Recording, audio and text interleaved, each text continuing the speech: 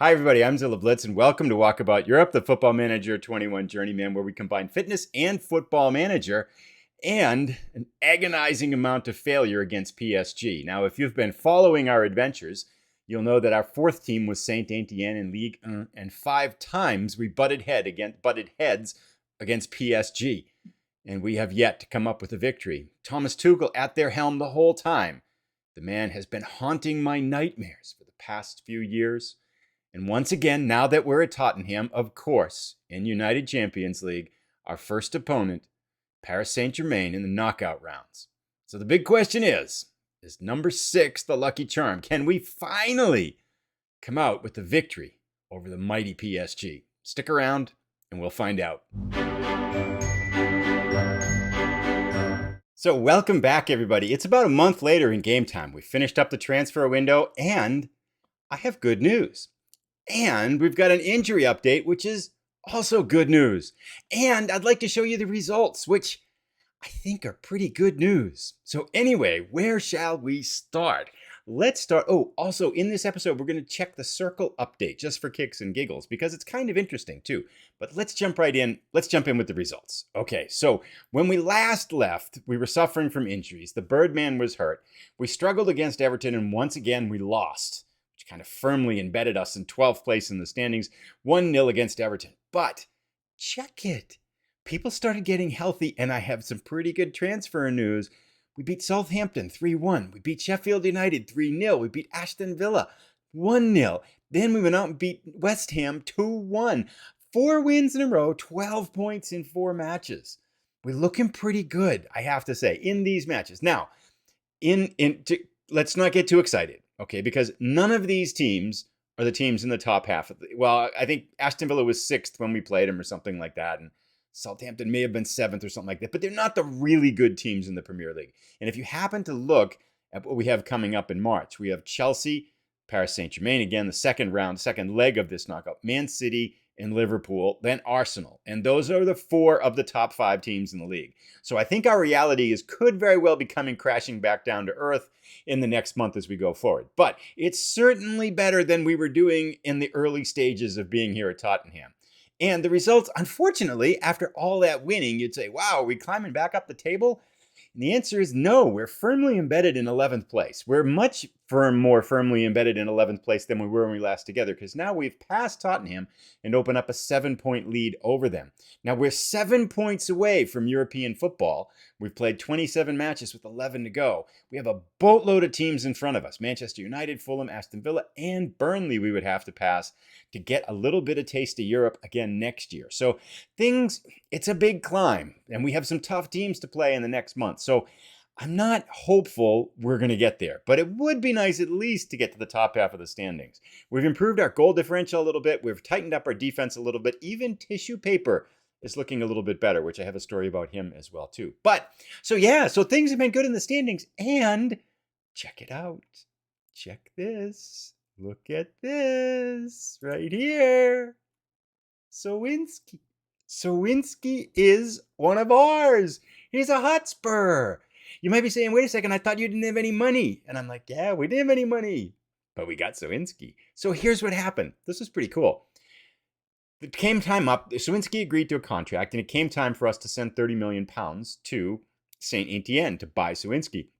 The only problem was that we had 0 in our transfer budget. But there was that little button that said, talk to the board. And I said, what the heck? I mean, every time I've talked to the board in this save, they always say, no, get out of here. We don't want that player. But I just clicked on it, and they said, we don't think we want this player. Then I clicked, and it said, he'd be really helpful for us. And they said, yeah, that's the type of player we should be signing. We'll make it happen. And they signed him. So we went from 0 to Sowinski, a £30 million player. He's already worth 44.5, which seems pretty good.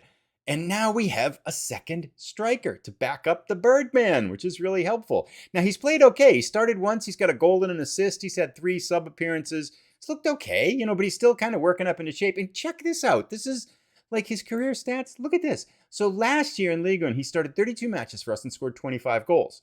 This year for Ligue 1 at Saint-Etienne, he played 13 appearances. He's got 1 goal. What the heck? What have they done to him? Anyway, now he's got 4 appearances for us. He's got a goal already. So I'm not quite sure what they were doing at Saint Etienne with Sowinski, but we got him.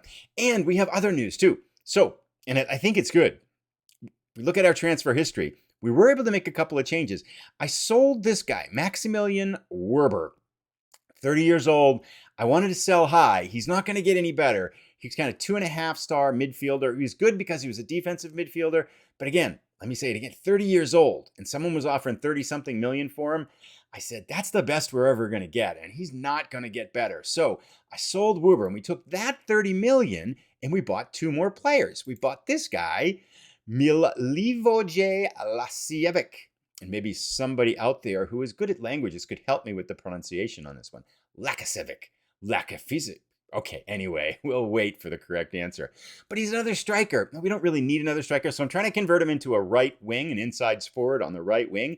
Numbers are really good. He only cost us 15 million. He was a bargain. He's worth 26 already. So I said, I'll sign him. And check it, he's 22 years old. You're catching the drift here. That still left us 15 million for selling Wuber again, and we needed help in midfield. And found this guy from Man City, Elliot McIntosh. Not the greatest numbers. I bumped all the numbers up, so 13s and 12s are yellow now. So, not the greatest numbers, but he's 22 years old. He cost us 15 million. They think he's worth 36.5 already. He's got pretty good technique, good work rate, good defensive numbers. So I think he can play as kind of a second-tier midfielder for us, and hopefully he'll be okay. So I like that. I thought that was pretty good. So I feel like we got some reinforcements that are younger. And again, he was 20, is he 24? I think he was, or something. He's pretty young too. 22. Yeah, so we invested in youth again. So we took Werber, a midfielder who was okay, and got a midfielder who's okay and a striker, and we went down quite a bit in youth as well too. Oliveira, our goalkeeper, our new goalkeeper, is back from the international break. He will not play today because Tissue Paper has been playing better. John Engby is healthy. Parrotman is healthy. Our whole team, except for one of our really old midfielders, is all healthy. And I think that's a big reason why we've been winning. So enough there of me babbling. Let's take a look at how these point totals have implications with the Guess the Point Total competition. Drum roll, please. So here we are. When we were last together, we were going to either end up with 48 points or 44 points. Now with a little bit of winning, the projections have us at 54 points, which would make Raider Zach the winner. Now we do have a lot of tough matches in the next month, but we are trending upwards. So who knows where we'll end up, but firmly right in the middle between the 44 and 64 range guesses that we've had so far. So we'll touch base on this next time, probably 2 more episodes before this year ends. So we'll see who the winner's going to be. Pretty excited about that. And let's go right to our check the walking circle here. Now, we started way over here. It was right in Czech Republic up here, the eastern part of the Czech Republic. And we have made our way to Austria, to Switzerland, to France, and now we burned 470.68 miles to go from Saint Etienne to London to Tottenham Hotspur Stadium. We have since accumulated another 51.78 miles. So here is our circle right over my head here. Not super big, still pretty much only in England. Now I'm hoping we don't have to make another move. But the grand total is well over 1,100 miles, averaging still almost 5.5 miles per day. So that was a lot more than I was averaging before I started this. And on total so far, we are down 5 pounds, 4.5 pounds over what we started. So I have kept off the weight that I've been losing over the time too. So all things considered, even though it was kind of wishy-washy at times, I feel like the whole general trend has been pretty positive, and I'm happy with the results. And should we struggle with Tottenham, and should there be enough time, maybe we could even get back to some place like Germany with the 6th move. So you never know, but there's the circle so far. So yeah, pretty long journey here, considering where we started in the Czech Republic and all the places that we bounced to get here. So all in all, I'm pretty happy with how things turned out. And at the end of this, I'll kind of give a recap on some thoughts on what we can do to maybe make that more interesting and stuff like that. But there's our circle update for everybody that's been wondering about that. But now it's getting very close to time. The only thing I did want to mention, one thing I wanted to mention, involves Tissue Paper, our goalkeeper. Now, I was really down on Tissue Paper here, but he's played well of late. I have to give him that. 3 of his last 4 matches have been over a 7 in a rating, and he's made some good stops. And what's got me thinking, this is what I've been thinking, and tell me if I'm crazy here. If we look at, let's go to actually training, and let's look at coaches, and let's look at coach assignments. When I first got here, our goalkeeping coach was garbage. I mean, for a Premier League team, his ratings were like a 10 or an 11 or something like that. So one of the first things I did was brought 3 coaches in that could actually coach goalkeepers, like this guy here. He's got a shot stopping of 17, handling of 16, and goal distribution of 16. Likewise, this guy, 15, 15, 14. This guy, 14, 14, 13. So we got in coaches that could actually coach goalkeepers, and now our goalkeeper's playing a lot better. Makes you wonder, does the coaching make that big of an impact? I don't know. If you know, let me know. But it's been remarkable to see the fact that he's played a lot better since we got better coaches in. So he's actually going to start today because we're still kind of working in Oliveira into the starting lineup. But that's all I really had for us in terms of new things. I'm pretty happy with the signings, happy with how we've played. Nervous as heck to be playing PSG. They have all their starters in there, and Mbappe is still scoring up a storm in Ligue 1 and stuff like that. Now, let's go to our team selection here. Maybe this is the day, though. I feel like one of these times, if you throw enough darts at the board, you're bound to have a bullseye sometime, right?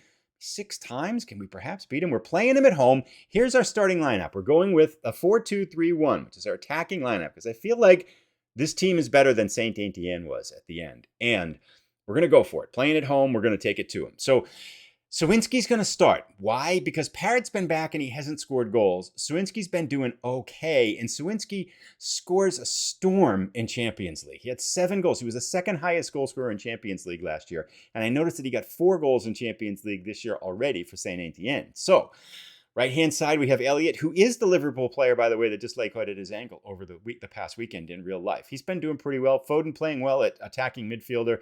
Badji, our left winger, looking pretty good. Feltry's back from injury. Bellingham's been playing everywhere and doing a really good job. I think it was Reggae Boy who said Bellingham plays much better than his 3-star ability, and that has been the case here. He's looked really, really good. Across the back, Cristiano Ronaldo at right back. Murphem and Sturgio, one of our good defenders, is back and healthy now as well. Vasquez out at wing back, and Tissue Paper, our goalkeeper. So I'm going to go talk to the team. Let's get started. Maybe 6th time is a the charm. We'll see you in a moment here. Alrighty, here we go. PSG and their blues. We're in our whites, going right to left. Playing at home, Mbappe gets the ball. He scored up a storm against us in regular play. Well, PSG moving right in quickly before the ball's batted away to a no-highlight result here. The team seems motivated. Everybody's got the green, smiley, happy faces here. We've got our first highlight down at their end. Pass to Vasquez, back into Foden. Vasquez goes right through a player, cuts inside, and earns us a corner. No? Good dog, ref. Come on. All right. Oh, we could win. This would be great. We've looked pretty good in our victories, too. So, but again, we're not playing PSG. PSG's got all the apprehensive faces here. What's with that? Now they're happy. Thomas Tuchel must have yelled at him or something. Hey, Thomas, I can encourage our players, too. Watch this. There we go. Green, happy faces all around. Wow, so for all the hoopla here at the PSG match, 21 minutes in, not much going on. We're going to go to 25 and then tweak some stuff here. Uh-oh. This feels... Oh, it's a deadly spot, isn't it? Boom! Oh, hits it over. That was lucky us. All right, 25 minutes in. I'm just going to tweak this, and we're going to play in, try to play some passing into space. That's when our offense has been stymied. Just changing that a little bit has made a big difference. So maybe we can get in behind him here. All right, still, anyone know any good jokes? Oh, I saw one today that Wolf Tracks posted on Twitter. Said, where did the bad rainbow go? To Prism. But don't worry, he got a light sentence. Isn't that like the worst joke you've ever heard? Cristiano Ronaldo is nonplussed out there on the right side. Let's shout for the last 3 minutes here. Gosh, that was there like 2 highlights, right? That was it. Come on, let's get something here. They are outplaying us a little bit, but not by much. Foden is out of gas. Why? Is he hurt? Anyway, we'll talk to the lads at halftime. See if we can come out with a little bit more lightning in the second half here. All right, I'm a little bit concerned about Cristiano Ronaldo on the right back side. He is nervous and he's facing Mbappe, which doesn't seem like a good combination for us. Maybe we'll bring in Dalot to kind of see if we can get something going here. Swincy's on a 6.5 too. Foden's out of gas. We're starting to lose our edge here, but let's see if we get something lucky. Oh, over the top. This looks like this might be a PSG highlight. There. Uh-oh. Sancho in. Nice save by Tissue Paper. All right, boys. Let's get him on the counter. Foden is out of gas. Bring in Kane. That might be... Chipped away. Sawinski is there. Nothing happens. Okay, we're going to go to 60 minutes here, and we're going to try some subs here. All right, we got to do something. I'm going to probably make a couple. We'll be right back.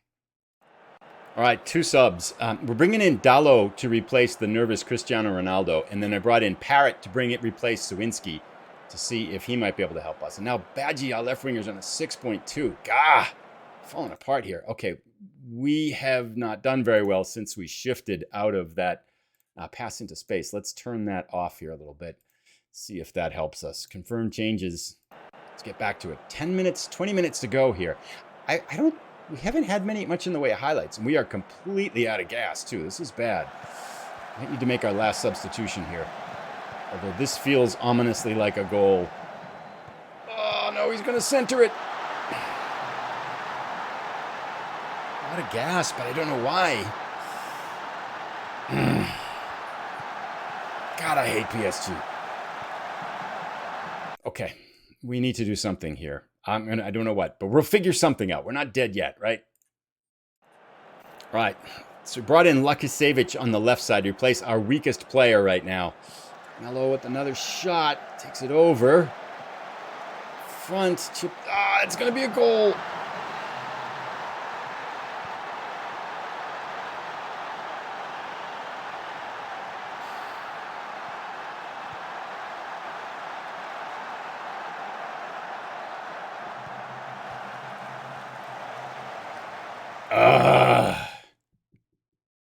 Okay, let's stay within ourselves here.